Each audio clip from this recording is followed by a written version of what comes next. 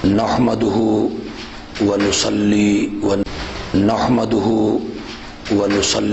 ونسلم على رسوله الكريم اما بعد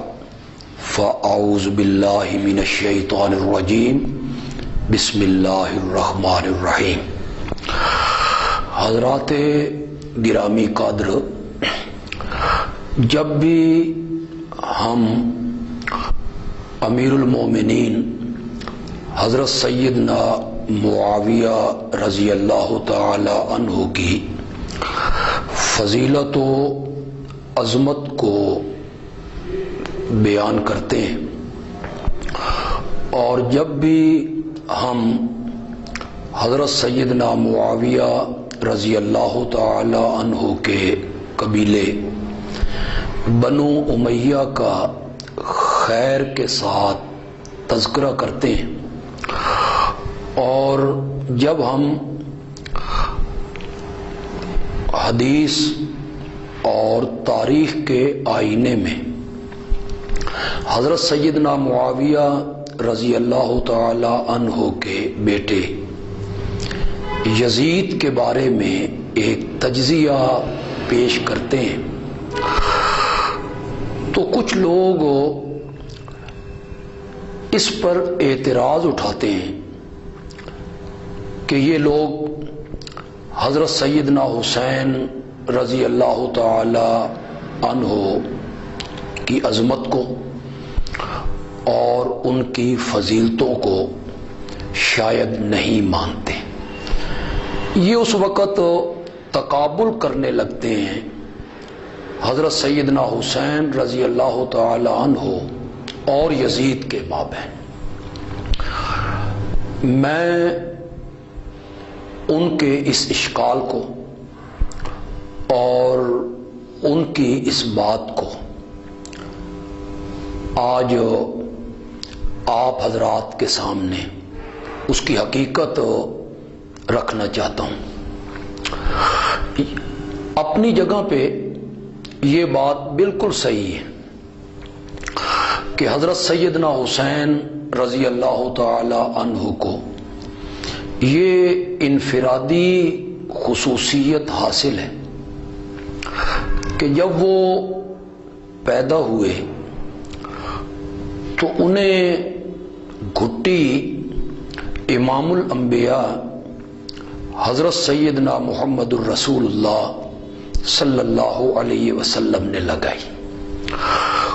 ان کے کان میں آپ نے آذان کہی اور ان کا یہ خوبصورت نام آپ ہی نے تجویز فرمائے۔ اس بات میں بھی کوئی شبہ نہیں کہ حضرت سیدنا حسین رضی اللہ تعالی عنہ آپ کے پیارے اور محبوب نواسے ہیں۔ آپ نے کئی مرتبہ انہیں اپنے کاندھوں پہ سوار کروایا اور آپ نے اپنی لعاب مبارک کئی مرتبہ ان کے منہ میں ڈالی۔ بعض روایات میں آیا کہ آپ حضرت سیدنا حسین رضی اللہ تعالی عنہ کی زبان کو اپنے منہ میں لے کے اس طرح چوسا کرتے تھے جس طرح عرب کے لوگ کھجور کی گٹھلی کو چوسا کرتے ہیں۔ یہ ساری فضیلتیں، یہ ساری عظمتیں اور یہ ساری انفرادی خصوصیات حضرت سیدنا حسین رضی اللہ تعالی عنہ کو حاصل ہیں، اور آپ علماء کرام سے اور خطباء سے ان فضائل کو اور ان عظمتوں کو اکثر و بیشتر سنتے رہتے ہیں۔ لیکن میں یہ سمجھتا ہوں کہ یہ جتنی فضیلتیں اور یہ جتنی عظمتیں اور یہ جتنی انفرادی خصوصیات حضرت سیدنا حسین رضی اللہ تعالی عنہ کی خطباء بیان کرتے ہیں، اور آج میں نے مختصراً ان کو بیان کیا ہے، یہ سب عظمتیں ثانوی درجے کی اور ثانوی حیثیت کی ہیں۔ حضرت سیدنا حسین رضی اللہ تعالی عنہ کی سب سے بڑی اور پہلی فضیلت یہ ہے کہ وہ صحابی رسول ہیں، اور یہ صحابی رسول ہونا ایسی عظمت ہے کہ بعد میں آنے والی پوری امت مل کر بھی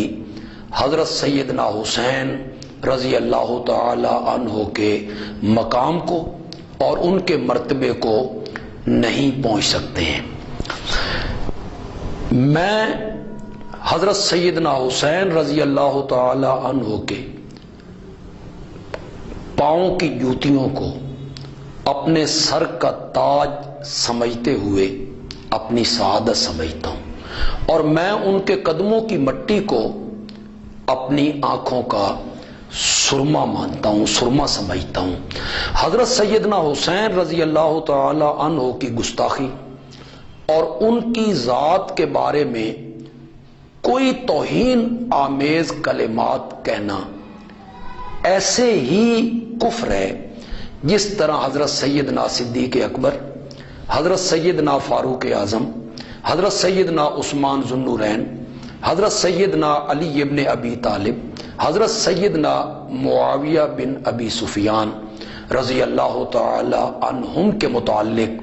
کوئی توہین آمیز جملہ کہنا انسان کے ایمان کو خطرے میں ڈال دیتا ہے۔